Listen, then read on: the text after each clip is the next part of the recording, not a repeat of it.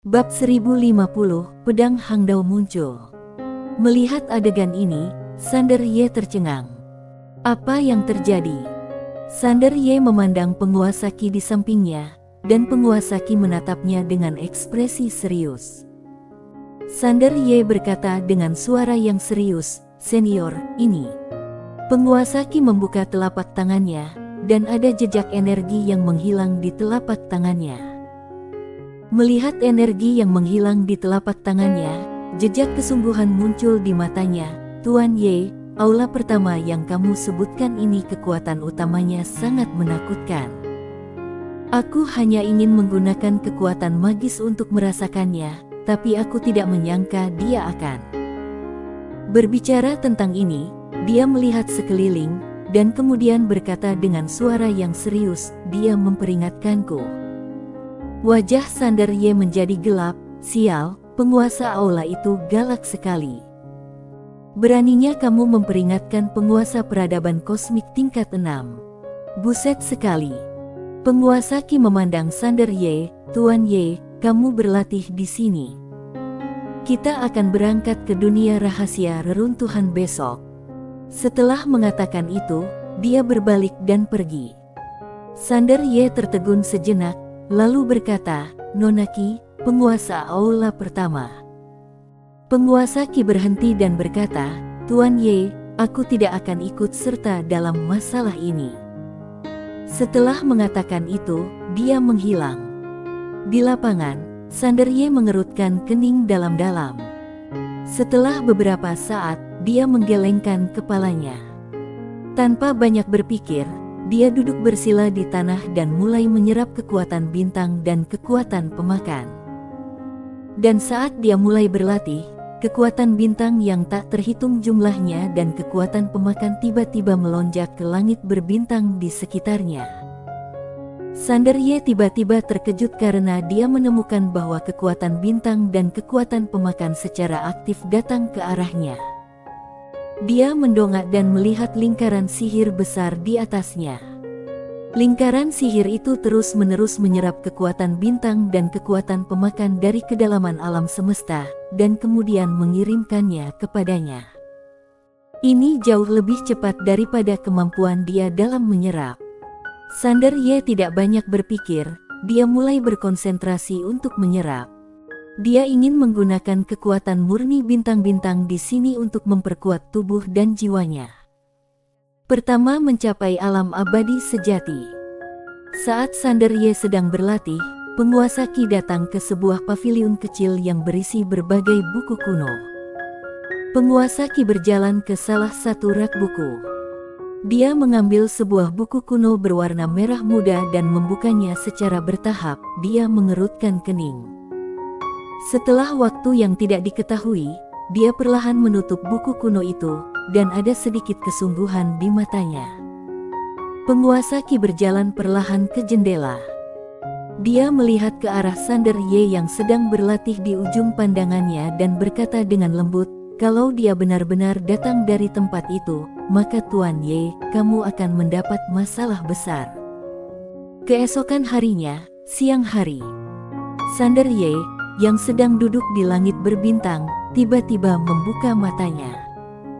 Saat dia membuka matanya, dua bintang melintas di matanya. Bang! Aura spiritual yang kuat tiba-tiba keluar dari tubuhnya. "Selamat!" Saat ini, sebuah suara tiba-tiba datang dari samping. Sander Ye berbalik dan melihat penguasa Qi berjalan perlahan. Penguasa Qi tersenyum dan berkata, "Ini abadi sejati." Sander Ye menarik napas dalam-dalam, tiba-tiba mengepalkan tangannya, dan napas tak kasat mata tiba-tiba keluar dari tubuhnya, dan ruang serta waktu di sekitarnya tiba-tiba beriak seperti gelombang. Abadi sejati.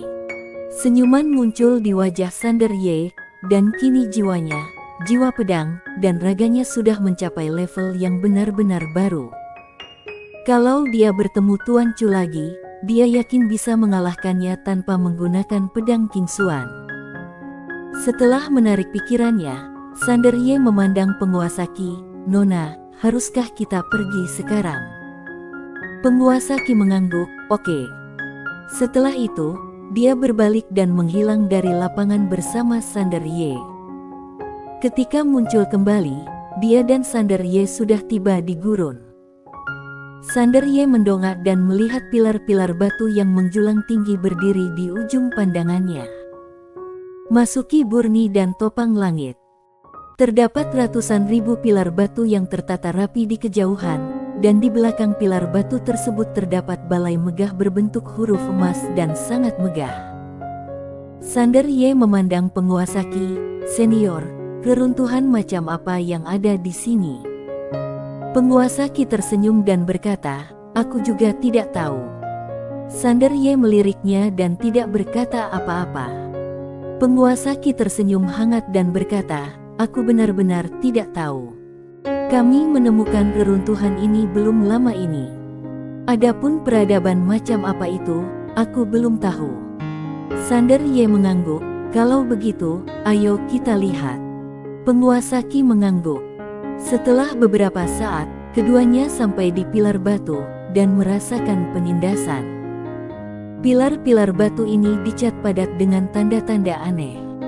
Penguasa Qi menatap pilar batu dengan rasa ingin tahu di matanya. Tidak lama setelah berjalan, penguasa Qi tiba-tiba berhenti, dan Sander Ye pun berhenti dan melihat ke arah penguasa Qi. Tangan kanan penguasa Qi bergerak sedikit ke depan. Pada saat ini, ruang dan waktu di depannya tiba-tiba beriak seperti gelombang air. Dalam sekejap, tanda pada puluhan ribu pilar batu di lapangan menyala. Penguasa Qi berkata, "Ada makhluk di dalam pilar batu ini, dan mereka seharusnya penjaga alam rahasia di sini."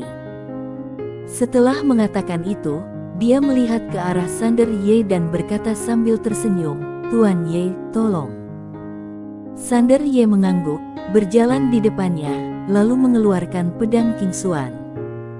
Dia memegang pedang King Xuan dan memindahkannya sedikit ke depannya.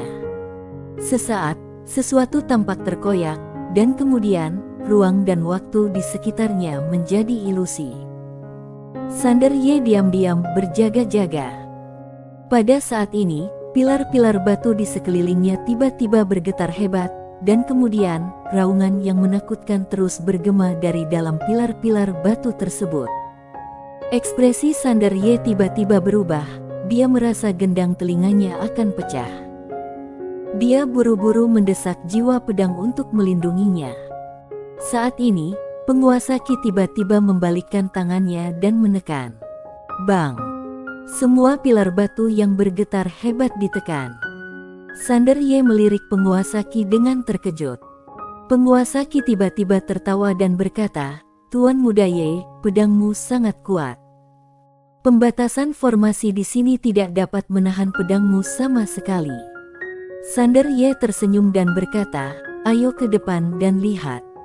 Penguasa Qi mengangguk, dia melirik pedang King Xuan di tangan Sander Ye, dan tersenyum, "Tuan Ye memiliki pedang ini, juga pasti sangat galau, kan?" Sander Ye berkata, "Kenapa begitu?" Penguasa Qi berkata, "Pedang lebih kuat dari manusia. Bagi orang seperti Tuan Ye yang mengejar kemurnian, seringkali itu menjadi beban." Sander Ye tersenyum dan berkata, "Dulu, tapi sekarang aku sudah mengetahui bahwa selama pihak lain menghormati etika bela diri, aku akan mencoba untuk tidak menggunakan pedang ini. Kalau pihak lain tidak menghormati etika bela diri, maka aku hanya bisa mengikuti mereka dan tidak menghormati etika bela diri." Penguasa Qi mengatupkan bibirnya dan tersenyum, "Memang benar, kamu harus punya kartu truf saat bermain-main di luar." Sander Ye berkata, "Sejujurnya, aku terkejut dengan Nona Qi." Penguasa Qi tersenyum dan berkata, "Terkejut?" Sander Ye mengangguk, "Banyak hal yang terjadi antara aku dan peradaban pernakan, dan aku siap menjadi sasaran kematian olehmu. Tapi aku tidak menyangka bahwa Nona Qi akan melakukan ini, benar-benar membuatku sedikit kaget." Penguasa Qi menggelengkan kepalanya, "Kami tidak memiliki konflik kepentingan inti denganmu. Karena tidak ada konflik kepentingan inti, kenapa harus menjadi musuh?" Bukankah menyenangkan berteman? Sama seperti sekarang, biarpun kita belum berteman, setidaknya setiap orang memiliki niat baik. Akan ada banyak kerjasama yang saling menguntungkan, bukan? Sander Ye tersenyum, memang. Penguasa Qi meliriknya dan berkata sambil tersenyum, tentu saja, aku juga mengatakan yang sebenarnya. Alasan kenapa aku memilih untuk bekerja sama adalah karena Tuan Ye sangat luar biasa. Kalau kamu benar-benar hanya seorang kultivator biasa, maka kemungkinan besar kami tidak akan bisa bekerja sama dengan kamu. Dunia ini sangat realistis, aku juga sangat realistis. Sander Ye tersenyum dan berkata, Nona Qi sangat jujur. Penguasa Qi menggelengkan kepalanya sedikit. Tuan Ye adalah orang yang cerdas, bahkan kalau aku tidak mengaku, Tuan Ye masih dapat memahami hal ini dengan kebijaksanaannya. Sambil berbicara, mereka berdua sudah sampai di depan aula utama. Pintu masuk utama aula utama tingginya hampir 1000 kaki. Ada 2 karakter besar berwarna merah darah di sisi kiri dan kanan pintu utama. Sander Ye berkata, apakah Nona tahu kata ini? Penguasa Qi menggelengkan kepalanya, aku tidak tahu. Saat dia mengatakan itu, dia melihat ke arah Sander Ye, Tuan Ye, aku masih membutuhkan pedang kamu untuk digunakan. Sander Ye berjalan menuju pintu batu, tapi saat ini, penguasa Qi tiba-tiba menariknya. Sander Ye menoleh untuk melihat ke arah penguasa Qi. Penguasa Qi menatap ke pintu batu. Setelah beberapa saat, dia tiba-tiba menghilang dari tempat itu bersama Sander Ye. Saat dia muncul kembali, dia sudah berada ribuan kaki jauhnya, dan hampir di saat yang sama, di area tersebut ruang dan waktu tempat mereka awalnya berdiri sudah berubah menjadi abu. Melihat pemandangan ini, wajah Sander Ye menjadi gelap.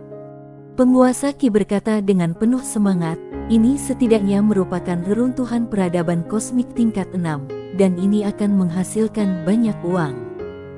Saat dia mengatakan itu, dia tiba-tiba menarik lengan Sander Ye. Detik berikutnya, sebelum Sander Ye bisa bereaksi, dia sudah membawanya ke pintu batu. Penguasa Qi memandang Sander Ye, tusuk. Sander Ye memegang pedang Qingxuan dan menikam pintu batu itu dengan pedang. Bang! Pintu batu itu tiba-tiba bergetar hebat, dan dalam sekejap, banyak tanda aneh muncul di sana. Lambat laun, tanda aneh itu langsung menghilang. Pintu batunya rusak. Penguasa Qi tersenyum dan berkata, ayo pergi. Setelah itu, dia membawa Sander Ye ke pintu batu. Ada dunia berbeda di dalam pintu batu itu. Ini adalah alam semesta langit berbintang yang tak ada habisnya. Ribuan kaki di depan mereka, ada sebuah tablet batu yang tergantung di sana, tapi selain itu, tidak ada apa-apa.